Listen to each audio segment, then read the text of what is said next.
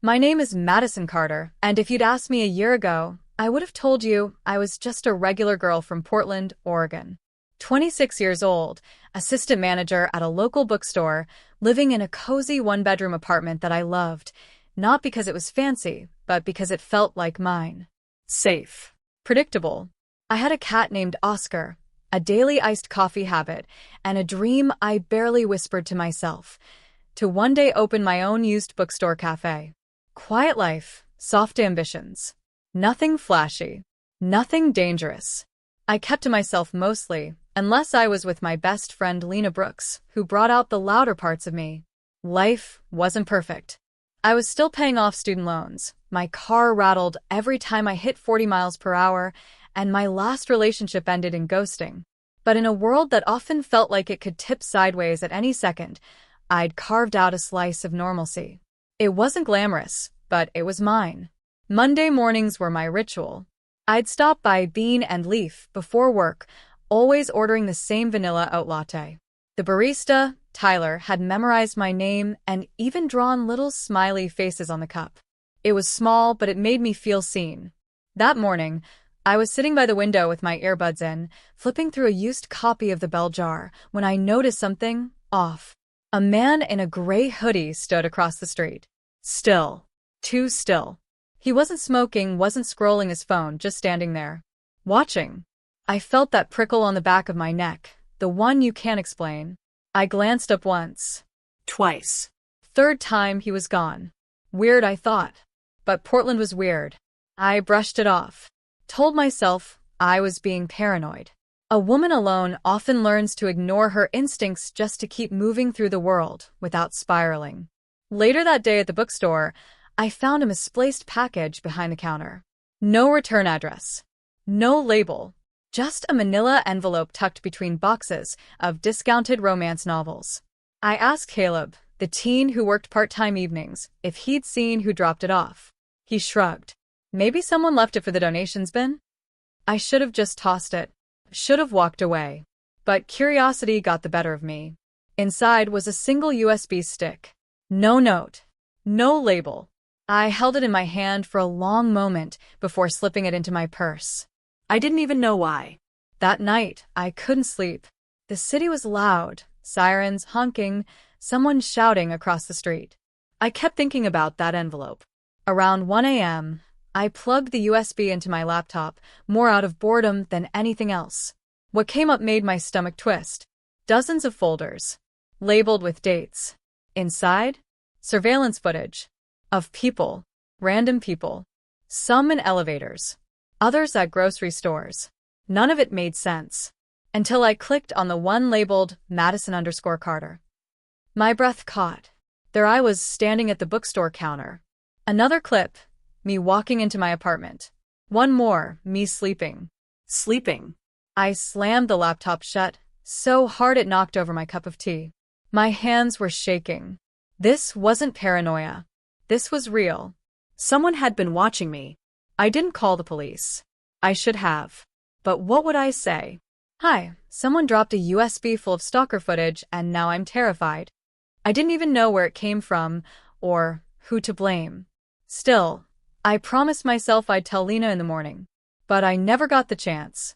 At 6:48 a.m., I was pulling on my shoes to leave for work when there was a knock at my door. Not a polite one. Not the kind friends use. This one was loud. Sharp. Demanding. I opened it to find two police officers. Madison Carter? The taller one asked. Yes. You're under arrest for identity fraud and wire transfer theft. Please step outside. I laughed. I actually laughed because it sounded insane. Wait, what? I think you have the wrong. The cuffs were cold. Unforgiving. Oscar meowed behind me as I was led out of my apartment building in my pajamas. The neighbors watched from behind blinds. Someone filmed it on their phone. In minutes, the world I knew had cracked in half, and I was already falling. Inside the police cruiser, I tried to breathe. Tried to remember everything I'd ever read about wrongful arrests. Stay calm. Ask for a lawyer. Say nothing. But my thoughts were spiraling. Who did this? Was it the person behind the USB? Was it someone trying to frame me? Had I been followed? Hacked? Can I at least know what I'm being accused of? I asked shakily. The officer didn't look at me. Bank accounts in your name. Stolen identities. One account with over $200,000 moved through it in the last 6 months. That's not mine. I cried. I don't even have $2,000. Save it for your lawyer.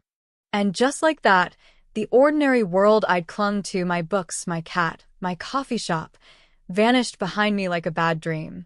But it wasn't a dream. It was just the beginning. They booked me at the downtown precinct like I was some career criminal. Fingerprints. Mugshot. A cold metal bench in a freezing interrogation room. The fluorescent lights buzzed overhead, and the walls were so blank they felt like they were closing in.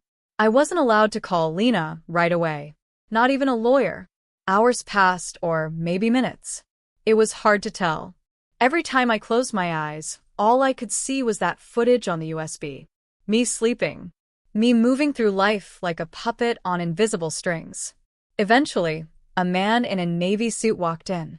His badge said Detective Ryan Hale. Early 40s, clean-shaven, sharp eyes like he was trained to find cracks in people. He didn't introduce himself. Didn't offer coffee. Just sat down across from me and placed a thick file on the table. You've been busy, he said, flipping it open. I don't know what this is, I said. I haven't done anything wrong. He raised a brow. You sure about that, Madison? Multiple bank accounts in your name, opened across 5 states. Thousands in deposits. Then gone within days. All linked to IP addresses that pinged from your apartment. That's not possible, I whispered. Then maybe someone's using you. My stomach dropped. Yes. Maybe. That's what I've been trying to say. There's someone watching me. I found a USB. There were videos of me. He leaned forward. What USB? I don't have it anymore, I said. I was going to tell someone. I just didn't know what to do. He stared at me for a long moment, like he was trying to read between the lines. You'll have your lawyer soon. But if there's anything you want to tell me before this gets worse, now's the time. I didn't say anything. I didn't trust him. When I was finally allowed my one phone call, I dialed Lena's number with shaking hands. She picked up on the second ring. Hello. Lena, it's me, Oh my God, Mads, are you okay? I saw the video. Someone posted it. You were getting arrested. Tears welled in my eyes. It's not true. I didn't do anything. You believe me, right? Of course I do. I've already called my cousin. He knows a good lawyer. Just hang in there, okay? That gave me a flicker of hope. A tiny one. Until the lawyer arrived. Brad Temple. Slick suit. Expensive cologne. The kind of guy who looked like he lived for courtroom drama. He reviewed the charges and listened to my side of the story without interrupting. Then he leaned back in the chair and said, This is bad. Real bad. Thanks for the pep talk, I muttered. I'm serious, he replied. Whoever set this up did their homework. They used your real address, your name, your digital signature. This wasn't sloppy, it's precise. Whoever did this knows you. Those words haunted me for hours after I was released on bail. Lena had scrambled to cover the fee, and now I owed her thousands. But I was free for now. Though freedom didn't feel safe anymore. The USB was gone. When police searched my apartment, it was missing from my drawer. The drawer I hadn't opened since that night. Either I misplaced it, or someone had already been inside. Paranoia became a new part of my routine. I unplugged my Wi-Fi. I taped over my webcam. I checked behind curtains and under the bed like a kid afraid of monsters. Only this time, the monster had already walked through my front door. Lena stayed over most nights, refusing to let me be alone. This is insane, she said one evening, pacing my apartment. We have to figure out who's doing this. Who benefits from framing you? I don't know, I said. I don't have enemies. I work at a bookstore, for God's sake. We made a list of everyone in my life, coworkers, ex-boyfriends, online acquaintances. None of them fit. None of them had the motive, the skills, or the reason. Then something strange happened. 2 days after getting out on bail, I received a letter. No return address. Just a single sheet of paper inside, with 6 typed words. Not everything is what it seems. There was no name, no explanation. Just that. My fingers trembled as I read it. I flipped the envelope inside out. Nothing. No fingerprints. It had been dropped in my mailbox by hand. Do you think this is a threat? Lena asked. I wasn't sure. It didn't feel like one. If anything, it felt like a warning. Or a clue. The next morning, I went back to the bookstore. It had reopened without me. Caleb gave me an awkward nod. The manager, Monica, avoided eye contact. I wasn't officially fired, but I knew things would never be the same. Even if I cleared my name, the damage was done. I sat at the cafe across the street, laptop in front of me, scanning news articles, forums, anything that mentioned the details of my case. I wasn't looking for validation. I was looking for patterns. That's when I noticed something odd. A post on an obscure message board, dated 3 months ago, discussed a string of digital identity thefts across state lines. Same MO bank accounts. Wire transfers. All using real people's names with falsified data. One of the victims? A woman named Erica Doyle, from Seattle. Arrested. Charges later dropped due to lack of evidence. My pulse raced. I tried to message her, but the account was deactivated. Dead end. But the pattern was clear. I wasn't the first. And I wouldn't be the last. That night, as I sat by the window, watching headlights blur past in the rain, I noticed someone standing across the street again. Same posture. Still. Watching. I stood slowly, heart pounding. But this time, I didn't feel fear. I felt rage. I grabbed my coat and stormed outside. But when I reached the sidewalk, he was already gone. In his place, a phone. Just lying there on the bench. A burner. No contacts. No photos. Just one message in the Notes app. They framed you. Don't trust Hale. My blood ran cold. Detective Hale, the one who questioned me? Why would a stranger warn me about him? And more importantly, who was this stranger? I stared at the burner phone like it might explode in my hands. The screen glowed with the message. They framed you. Don't trust Hale. I looked around. The street was empty. Quiet. Too quiet. The air smelled like rain and exhaust, and every passing car felt like it could be watching me. Back inside my apartment, I locked the door, drew the blinds, and sat on the floor with the phone. I didn't know whether to feel terrified or hopeful. Someone was out there. Someone who knew the truth, or at least more than I did. I opened every app. The phone was nearly blank. No calls. No texts. Only one additional file in the Notes app. Coordinates. A single line of numbers. A location pinned near the outskirts of Portland, in an abandoned industrial zone. I should have called Brad, my lawyer. I should have told Lena. But I didn't. Maybe it was pride. Maybe it was desperation. But I couldn't wait anymore for the justice system to sort things out. I needed answers, and this stranger, whoever they were, had just become my only lead. The next morning, I borrowed Lena's car and drove out to the location. It was gray and drizzling, and the GPS took me to an old brick warehouse with boarded-up windows. Faded graffiti covered the side. The air was thick with the smell of wet concrete and rust. I hesitated at the chain-link fence, heart pounding. Then I saw movement inside. A figure, hood up, face hidden, motioned me in, then disappeared into the shadows. I ducked through the gap in the fence and stepped into the darkness. My boots crunched over broken glass and dirt. Every cell in my body screamed that this was a terrible idea, but I kept going. In the center of the warehouse stood a metal folding table with a laptop, a file folder, and a bottle of water. Sitting behind it was the figure, hood still up, voice low. You weren't supposed to find the USB so soon, they said.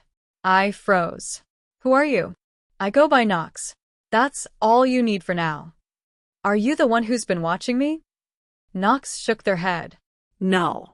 But I've been watching the ones who are. I didn't know whether to run or listen. I chose to listen.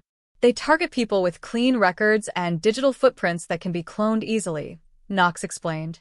You're one of a dozen I've tracked. They hijack your ID, plant evidence, and let the system do the rest. Who's they? Knox tapped the laptop. Private cyberforensics contractors. Technically legal. Funded by shell companies. Think of them as outsourced blackmail artists, stealing identities, moving money, and laundering it through legit channels using fake charges. But why me? I whispered. Wrong place, wrong data breach. You were a match for their target profile. They needed a fall girl. You were just unlucky. My knees felt weak. I sat down across from Knox and stared at the folder. What's in there? Your life. Or what they've rewritten it to be. I opened it. Inside were screenshots of forged bank accounts, emails I'd never written, photos that looked real but I'd never taken, me shaking hands with men I didn't know, standing in front of luxury cars I'd never seen. They deep-faked my life. Knox nodded. And the detective? Hale? He's not who you think. He's not even officially with the Portland PD anymore. He works with one of the private firms tied to this scam. He's there to manage the narrative, keep you quiet and scared. I felt sick. All this time, I thought I was waiting for the truth to come out. But the system is rigged. Exactly, Knox said. But there's a way out. He pulled out a small USB. This has a data dump. Metadata, access logs, and internal documents that link Hale and the fake evidence chain. You leak this, you take them down. But once you do, you're a target. You ready for that? I didn't answer right away. Back home, I spent the night reading every document on the drive. Knox hadn't lied. There were contracts with signatures, payment schedules, internal memos. They even listed their targets by code names. Mine was Echo 11. It was more than just identity theft. It was an entire operation. I barely slept. I messaged Knox the next morning from the burner phone. Me. What happens if I go public? Knox. They'll try to discredit you. But I can protect you for a while. Me. Do it. Leak everything. And just like that, we started the war. Knox had contacts, real journalists, the kind who still cared about truth. By evening, anonymous articles were surfacing about a secret identity laundering network tied to fraudulent arrests and rogue cops. I wasn't named directly. Not yet. But the evidence was spreading. That same night, Detective Hale showed up at my apartment. No warrant. Just a knock. I didn't answer. Just stood frozen in the dark. He left a note tucked in the door. Don't make this harder than it needs to be. We're still watching. I called Lena, heart pounding. Something big is happening, I told her. I have proof. I'm taking them down. She was silent for a moment. Then she whispered, You're not doing this alone. But I was already learning the price of the truth. The next morning, my apartment was broken into. Nothing stolen, just turned upside down. A message, loud and clear, stop digging. Stay quiet. Be afraid. But I wasn't afraid anymore. I was furious. I contacted Brad, sent him the leaked files, and gave him full permission to take legal action. We filed a motion to dismiss all charges based on fabricated evidence and conflict of interest. And the press? They were starting to circle. Someone on Twitter had figured out Echo 11's real identity, me. The backlash came fast. Some called me a liar, others hailed me as a whistleblower. Strangers were defending me online while I hid behind locked doors. But in the chaos, one thing became clear. I wasn't crazy. I wasn't alone. And I sure as hell wasn't going down without a fight. They brought me into court wearing an orange jumpsuit, hands cuffed in front of me. I had never stepped foot in a courtroom before, let alone as a defendant. The wooden benches were filled with reporters, officers, and people I didn't know whispering and gawking. Some of them were probably just curious. But others looked at me like I was already guilty. My public defender, a jittery young man named Kyle Turner, leaned over and whispered, Don't say anything unless you're asked. Just look calm. Easy for him to say.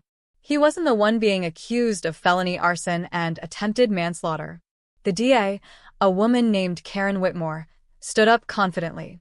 Your Honor, we have clear evidence linking the defendant, Miss Ava Reynolds, to the warehouse fire on Westfield Avenue. Security footage places her at the scene, and a lighter with her fingerprints was found near the origin point of the blaze. I felt a lump in my throat. That lighter wasn't mine. I had never even been inside that warehouse. The footage? It had to be doctored. Or maybe someone who looked like me. Whoever framed me had done their homework. Judge Hamilton, a stern man with a gray mustache and unreadable eyes, peered over his glasses. "Miss Reynolds, how do you plead?" My voice shook, but I spoke clearly. "Not guilty, Your Honor." The judge nodded and marked something in front of him. My trial was set to begin in 3 weeks. 3 weeks. 3 more weeks in county jail. 3 more weeks waking up to screams at night. 3 more weeks wondering if I would spend years in prison for something I didn't do. When I returned to my cell, I found an envelope waiting on my bunk. No return address. Just my name, AVA, in black ink. My heart raced as I opened it. Inside was a folded note and a photo. The note read, "You're being set up. You don't know me yet, but I'm going to help you. You weren't at the warehouse, but someone made it look like you were. Look closer at your boss." Underneath, it was a blurry surveillance photo. And in the background, barely visible, was someone who looked like my supervisor from the bar, a guy named Leo Grant. He had always been charming in a greasy, manipulative way. But now, I was starting to wonder if there had been something more sinister behind that fake smile. I stared at the note for a long time. Who sent it? Was this real? Could I trust it? But I didn't have a better lead. And in a situation where the system already saw me as guilty, a stranger offering help suddenly felt like a lifeline. The next morning, Kyle came to visit me. "Something strange happened," he said, sliding into the plastic seat across from mine. I leaned forward. "What?" "An anonymous email came in this morning. Someone claiming to have evidence that could exonerate you. They didn't leave a name, just a burner address. But they said to check Leo Grant's employment records and phone GPS from the night of the fire." I stared at him. "So, someone's trying to help." He nodded slowly. "Looks like it. But we don't know if it's legit yet." "I do," I whispered. "I think I got a message from the same person." His eyes widened. "Seriously? You need to give me that note." I hesitated. Whoever was helping me clearly wanted to stay in the shadows. But maybe Kyle could use it. I slid the note across the table, and he read it carefully. "This is enough to push for a delay and maybe a deeper investigation. But if this person's telling the truth, your boss might have framed you." The idea hit me like a wave. Leo had always acted like he was doing me favors, letting me pick up extra shifts, giving me cash tips under the table. But what if that was all part of something bigger? What if I had just been a pawn? As the days passed, my name continued to appear in news headlines. Local woman accused in arson plot. Warehouse fire leaves community shaken. I became a symbol of something terrible, even though I was innocent. My phone was gone. My job lost. Friends stopped returning calls. The world had already decided my guilt. But that note gave me a sliver of hope. One night, I was lying on the thin jail mattress when a guard came to my cell. "You've got another visitor." I sat up, confused. Kyle had already come that week. When I walked into the visitation room, my heart nearly stopped. It was him, the man from the alley. The stranger who had tried to talk to me that night I got arrested. He looked different without the hood, but I recognized those eyes. "I told you I'd help," he said. I was pacing the cold floor of the holding cell, my thoughts spiraling like a tornado. I hadn't eaten, I hadn't slept, and I certainly hadn't stopped replaying that cursed night over and over. Just as I sat down again, trying to will away the nausea crawling up my throat, a firm knock echoed on the bars. "Savannah Blake," a voice called. It was unfamiliar, smooth, authoritative, but not in the robotic tone most officers used with me. I stood up, heart racing. "Yes." A tall man stepped forward. He was dressed in a sharp gray suit, holding a leather folder in one hand. "My name is Marcus Bennett. I'm a criminal defense attorney." He glanced toward the officer who had accompanied him. "I'm here at the request of a concerned party." "What concerned party?" I asked, confused. "I didn't call a lawyer. I can't afford one." Marcus gave a subtle smile. "That's been taken care of. May we speak in private?" The officer unlocked the door and led us to a small consultation room. It smelled like old coffee and mildew, but it was quiet. We sat across from each other at a metal table. Marcus opened his folder and pulled out a few sheets of paper. I read the charges, he said, scanning my face carefully. Arson. Attempted manslaughter. The police claim they found your fingerprints on a gas canister in the warehouse that burned down. My voice cracked. I didn't do it. I was at home. Alone. Why didn't you call a lawyer when you were arrested? I was in shock, I whispered. I didn't know who to trust. My public defender barely looked at me. Marcus leaned forward. Then trust me now. I'm here because someone believes in your innocence. I do too. But I need your full story. I told him everything, from the moment I got the call from my ex, Dean, to when the cops shoved me into that cruiser. I even admitted I had once visited that warehouse with Dean months ago when he had plans to convert it into an event space. Marcus was listening intently, jotting notes, asking follow-up questions. When I finished, I braced myself for disbelief. But instead, he looked thoughtful. Have you ever heard of someone named Logan Cross? He asked. I blinked. No. Who's that? He's the one who asked me to take your case, Marcus replied. He sent a message through one of my clients. Said you were being framed and needed someone who'd actually fight. But I don't know anyone named Logan, I said slowly. Marcus gave a slight nod. Maybe you don't, but someone out there is watching, and they believe in you. It was the first time since my arrest that something felt remotely like hope. I held onto it like a lifeline. Over the next week, Marcus worked relentlessly. He combed through security footage, subpoenaed records, and brought in a private investigator named Jenny, a tough woman with sharp eyes and a photographic memory. Together, they started piecing together a timeline, and what they uncovered left me shaking. Dean's new girlfriend, Brittany, had taken out an insurance policy on the warehouse just weeks before the fire. And security footage from a gas station 5 blocks away showed Brittany, not me, buying a gas canister at midnight the night of the fire. But the footage had a timestamp error, making it easy to overlook unless you were really paying attention. Even more shocking, Dean's phone records showed multiple calls to a burner number that belonged to someone named Trent, an old friend of his with a criminal record. Trent's fingerprints were found on the same gas canister mine supposedly were, except the evidence bag had been mishandled. Marcus filed a motion for an independent lab to rerun the prints. It was like watching a storm unravel in slow motion, but in reverse. Everything that had pinned me down, every thread that had strangled me with fear, was starting to snap loose. One night, Marcus came to see me again. This time he brought news. They're dropping the charges, he said, a rare smile tugging at his lips. Fingerprint analysis confirmed yours were never on the canister. And the insurance angle? That lit a fire under the DA's office. Brittany and Dean are under investigation now. I felt tears spill down my cheeks before I could stop them. I don't know how to thank you, I whispered. You saved my life. Marcus stood, collecting his folder. Don't thank me, he said. Thank Logan Cross. Whoever he is, he believed you first. As he left, I sat alone in the holding room, heart thudding, staring at the door like it was the edge of a new world. After the charges against me were officially dropped, I walked out of the courthouse a free woman, but not the same woman who had walked in weeks ago. Something inside me had changed. My trust in the system, in people, and even in myself had been deeply shaken. I stood on the courthouse steps, the autumn wind brushing against my face, and I realized freedom didn't feel as victorious as I'd imagined. It felt hollow. Detective Jordan Carter approached me as I stood there. You should take some time off, he said softly.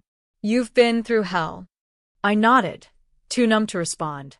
It wasn't until he gently placed a hand on my shoulder and added, but I hope you know you're stronger than most people I've met. Don't let this break you. That tears welled in my eyes. I didn't respond, I couldn't. Back home, the neighborhood watched me like I was both a miracle and a mystery. Some people apologized, others averted their eyes. My landlord, Mr. Callahan, had the nerve to say, "Glad that mess is cleared up.